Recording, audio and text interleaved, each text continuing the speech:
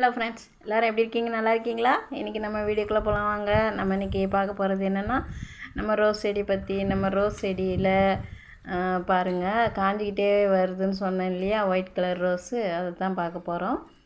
பார்த்திங்கன்னா மேலே கடந்த பயிர் எல்லாம் ரிமூவ் பண்ணி எடுத்து வேறு பாட்டில் மாற்றியாச்சு.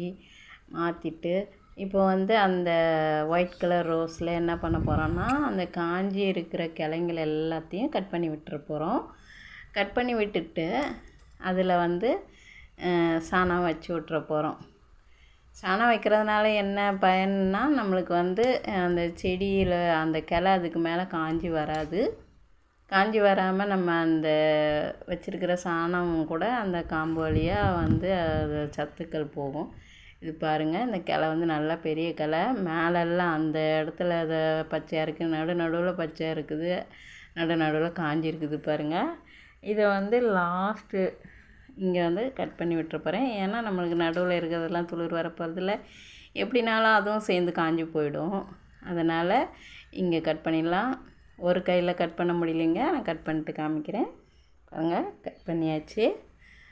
இப்போ என்ன பண்ணலான்னா, இதில் சாணம் வைக்கணும். இந்த இலைகள்லாம் பார்த்திங்கன்னா எல்லாமே பூச்சி சாப்பிட்டுக்கிறாங்க. பயிர் செடி மேலே கிடந்ததுனால நம்மளுக்கு எந்த ஒரு இதுவும் தெரியலை.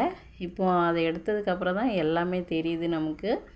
எல்லா ரோஸ் செடியுமே கொஞ்சம் இப்படி தான் இருக்குதுங்க. நான் உரம் கொடுத்துக்கிட்டே இருக்கிறேன், எனக்கு இது மாதிரி இருந்தது இல்லை. எல்லா செடியும் நல்லா பச்சை பச்சுன்னு இருக்கும். எதலுக்குன்னு நான் எந்த ஒரு இதுவும் ஸ்ப்ரே பண்ணது, பூச்சிங்களுக்கு ஸ்ப்ரே பண்ணுறதுன்னு எதுவுமே பண்ண மாட்டேன். உரம் மட்டும்தான் வைப்பேன். அதிலே பூச்சிகள் அடிக்காது நமக்கு. பார்த்திங்கன்னா இந்த காம்பில் இது போல் பச்சை சாணம் எடுத்துகிட்டு வச்சு விட்டுருங்க. வச்சு விட்டுட்டு அப்படியே விடாமல் டெய்லியும் நம்ம தண்ணி ஊற்றும் போது அரிசி கழுவுன தண்ணியை எடுத்து வச்சு அந்த தண்ணி தொளிச்சிக்கிட்டே வாங்க. இப்படி தான் நான் பட்டன் ரோஸ் ஒன்றை காப்பாற்றிருந்தேன்.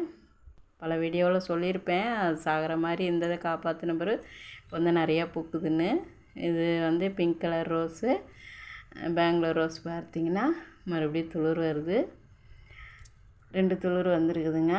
உரம் வச்சதுக்கப்புறம் எல்லா செடியிலையும் இப்போ துளிர் பூவும் வருது. பிளாக் ரோஸ் நிறையாவே துளிர் வர்ற மாதிரி இருக்குது. முனையாக விட்டுருக்குதுங்க. ஒரு பூவும் பூத்துட்டு இருக்குது. பிளாக் ரோஸ் சொல்லவே வேணாம், எப்போவுமே பூத்துக்கிட்டே தான் இருக்கும். அதுவும் இப்போ நம்மளுக்கு கொஞ்சம் நாளாக அது பூக்கலை, இப்போ மறுபடியும் பூக்க ஆரம்பிச்சிருக்கு. இது ரெட் கலரு, அதுலேயும் துளிர் வருது. பிங்க் கலரும் ரெட் கலருக்கும் எனக்கு ஒரு ஒற்றுமை. ஏற்கனவே நான் ஒரு வீடியோ போட்டுக்கிறேன். அது ரெண்டுமே ஒன்றா பூக்கும், இல்லைன்னா ஒன்று பூத்தா இன்னொன்று பூக்கும், அது போல் தான் பூக்கும். இது ஆரஞ்சு கலர் ரோஸு, அதுவும் மொட்டு துளிர் வந்திருக்குது. நான் இது கம்மி, நம்மளுக்கு ஆரஞ்சு கலர் ரோஸ் கொத்து கொத்தாக மொட்டு வரும். இந்த தடவை ஒன்றா தான் வந்திருக்குறாங்க. இதுலேயும் கொஞ்சம் காஞ்சிருந்ததை கட் பண்ணிட்டு நான் அந்த சாணம் வச்சு விட்டுக்கிறேன்.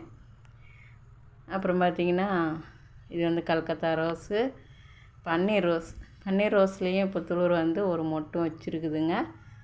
சரிங்க, இன்றைக்கி இந்த வீடியோ இதோட முடிச்சிக்கலாம். பாருங்கள் மொட்டு, நாளைக்கு பார்க்கலாம். இந்த வீடியோ பிடிச்சிருந்தால் லைக் பண்ணி ஷேர் பண்ணுங்கள், கமெண்ட் பண்ணுங்கள், சப்ஸ்கிரைப் பண்ணிக்கோங்க friends. Thank you for watching. Tata. Bye bye.